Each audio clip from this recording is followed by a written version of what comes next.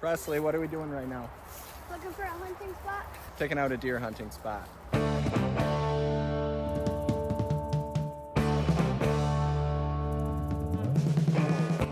With about 150 acres to choose from, we're doing our best to hand select a hunting spot by looking for signs of where the deer are active.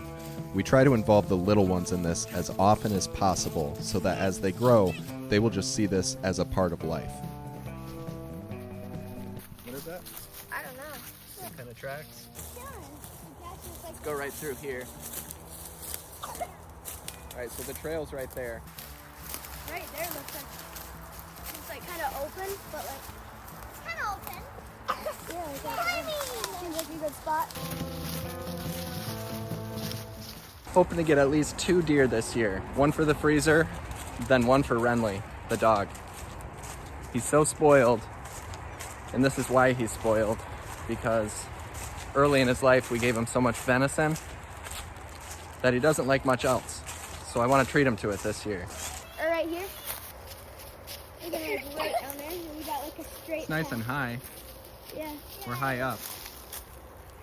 I think we should pick somewhere where it's not like angled.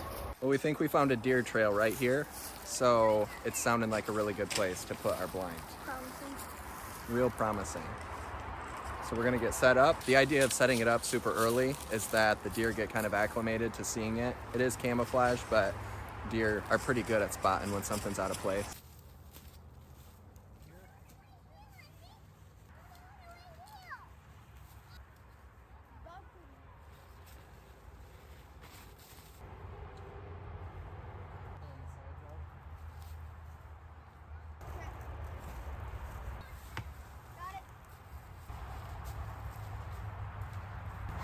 This.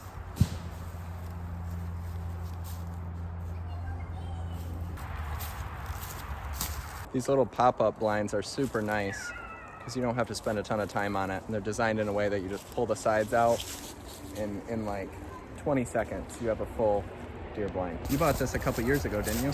Yeah. Was it like $100? Like, yeah, near that.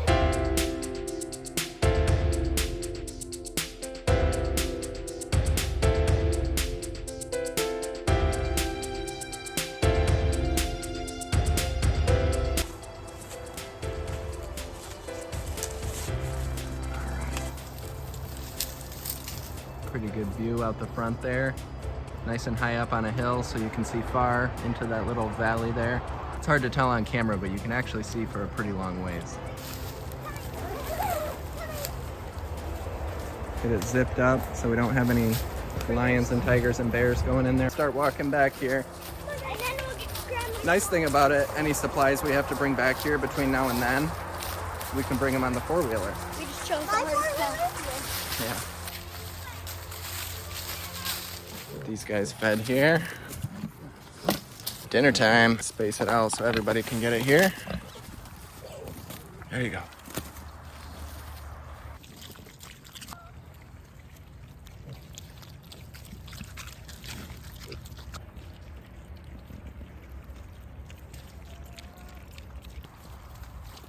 This right here is why you put tomato cages on. I'll probably never use tomato cages again. Next year I'm gonna do T-posts and cattle panel, I think, and then just band them as they grow bigger. But it's almost impossible to get a tomato cage over a nearly fully grown tomato plant. But you can see, this is what happens. The plant got too tall and it fell over, but then the top part of it tries to go up towards the sunlight.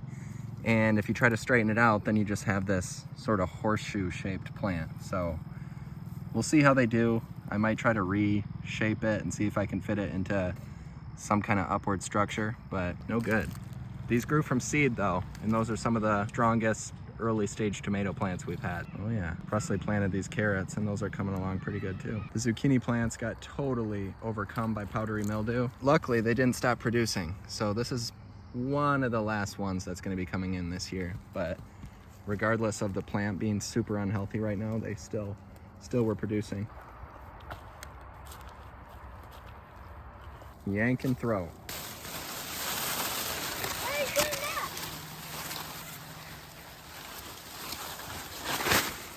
There we go. Those are bigger than you. Biggest ones we've ever planted. frequencies help the cells to resonate with their natural healthy vibration. So hear frequencies. Hey, good morning, friends. It's a bracing 40-degree morning here. We woke up, got a fire started in the wood stove right away, had some breakfast, got the chores done. Since we don't have the meat chickens anymore, chores feel a lot easier. Gives us a little more time to sort of gather our thoughts and go about our chores in a more leisurely pace in the morning. I am, however, gonna grab some additional wood here so we're stocked up for the day. One of my favorite parts of doing all this fun homesteady stuff is being able to see and appreciate kind of the whole process of what makes heat, how meat ends up in the freezer. And if I just flip the furnace on, it feels like I'm a little bit disconnected. That's why it felt a little weird to have the meat chickens process for me this year. Because it was like, I brought these live birds to the place and I drove away. And then I came back the next day and I had all these packaged birds, which in the past, I've always been the one to package them.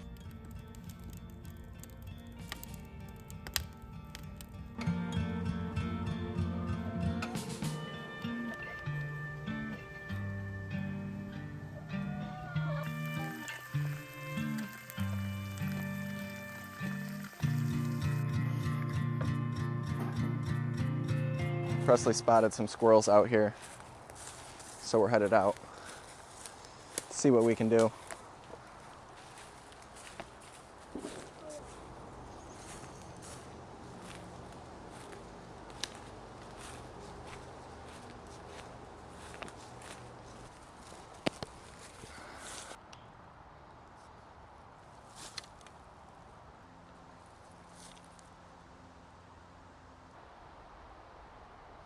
I want to listen for those little chirp sounds they make. Or like you said, if you hear acorns falling in the leaves, it can help us narrow down what tree they're in.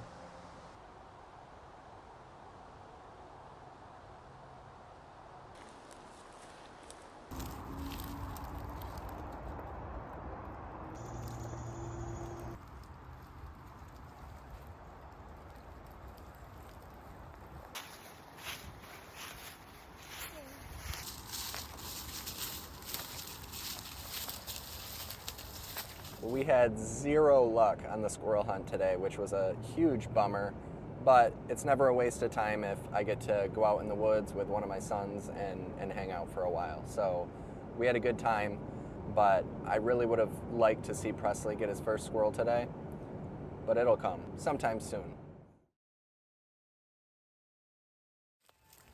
All right, the barefooted hunter. Nice work.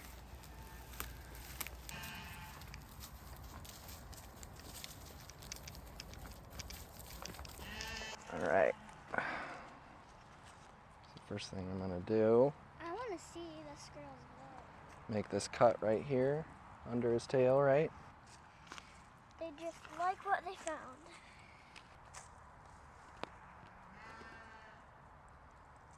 You have really bloody hands, Dad. Oh! I don't think it's how Steve Ranella would have done it, but we got it done nonetheless. Well, looks like the bullet came out the other side. Let me check.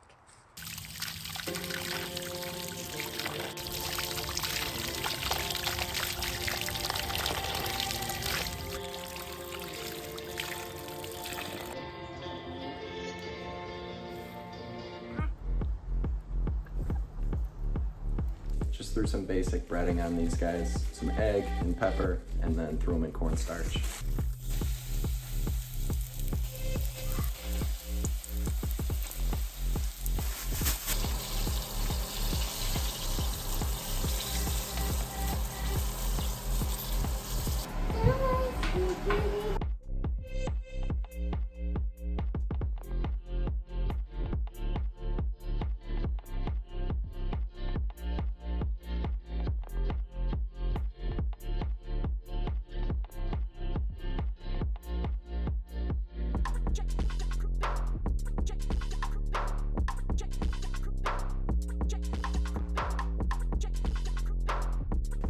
What do we think? Do we like squirrel? Mm-hmm.